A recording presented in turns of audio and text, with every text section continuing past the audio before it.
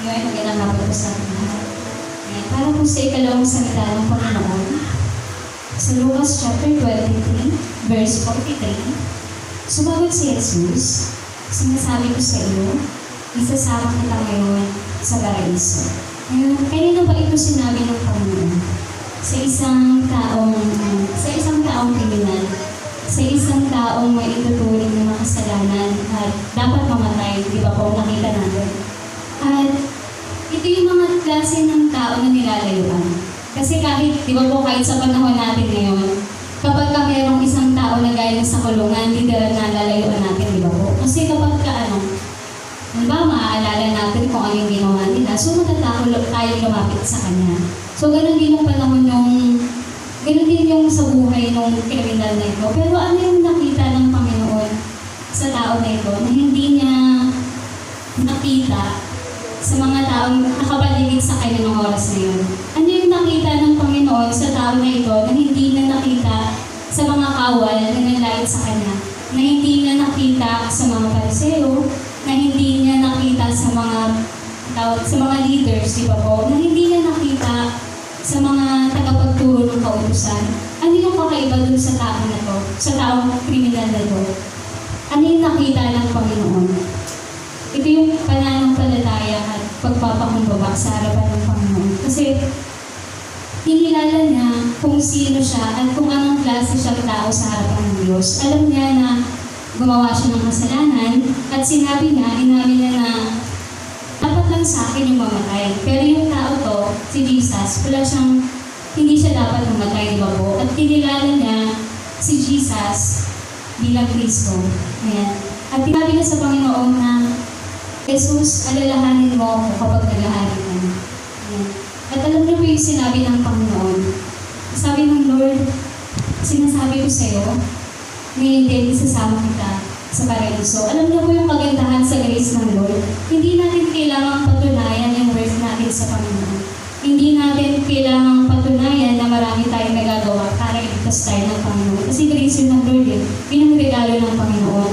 At binigyan tayo ng Panginoon ng kaligtasan, hindi dahil mabuti tayo, o kaya hindi dahil kasama tayo sa religious organization, di ba po? Binigyan tayo ng kaligtasan ng Panginoon dahil sa ating pananampalataya by the use of God. Ayan. Gumagawa tayo ng mabuti hindi para maligtas tayo o para i-preserve yung kaligtasan na meron tayo ngayon. Oo, dapat gumagawa tayo ng mabuti, pero hindi ito yung makakapagligtas sa atin.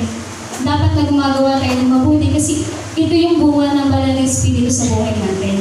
Pero kailangan nating tandaan na kung ano man yung ginagawa natin dito sa lupa ng kabutihan o sa kapwa natin, hindi ito yung makakapagligtas sa atin, kundi ito yung bunga ng banal na Espiritu na binigay sa atin ng Panginoon. Kaya tayo itinuring na righteous ng Lord.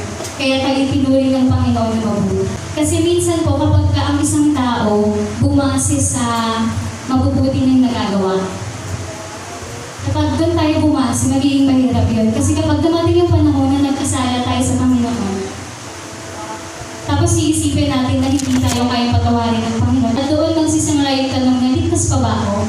Kasi mayroong ganong tao, kapag hindi bumasi sa grace ng Lord, kundi sa sarili ng mga gawa, naligtas pa ba ako? At dahil doon, nabubuo yung takot.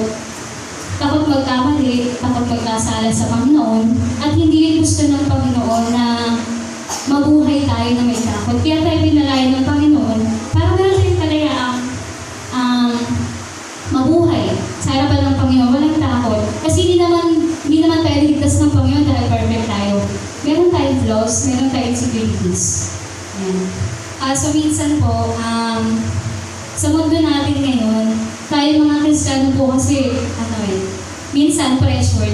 Minsan nag-pressure tayo sa mga tao na nakapaligid sa atin. Kasi bilang isang tao, merong standard na kailangan i-meet, di ba po? Kailangan ganito ka, kailangan ganyan ka. Kasi naranasan ko rin po yun na Kristiyano ka, di ba? Bakit ganyan ka kumilos? Bakit ganito ka? Bakit ganyan ka? Di ba? In reality, dapat maintindihan ng tao na kahit na tayo ay Kristiyano, meron pa rin tayong mga pagkakamali sa buhay. Di ba po? At tayo ay inaayos ng Panginoon. Okay? At totoo na napakahirap maging Kristiyano at napakahirap maging tao. Di ba po? Pero kapag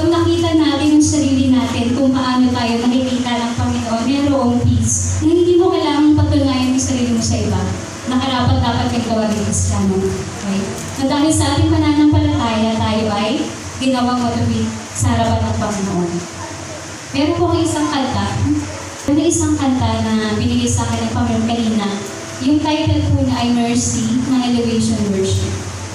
So, ang sabi dito sa line, "Now I'm alive to tell the story how I've overcome.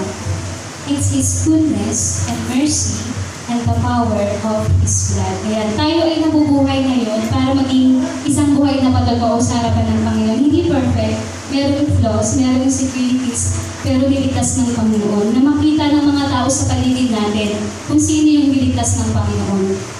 Na magkaroon sila ng lakas na lumapit sa Lord. Na kahit na ano yung past nila, tinatanggap sila ng Panginoon. Diba? I'm so glad that my freedom wasn't based on what I've done, goodness and mercy, and the power of the blood. Ayun, nagkaroon tayo ng kalayaan, nagkaroon tayo ng kaligtasan, hindi dahil mabuti tayong tao. Okay? Hindi dahil matalino tayong tao. Yes, at yung mercy na Lord, ng Lord sa atin. So ayun, sa pangalawang salita ng Panginoon, ulitin ko po.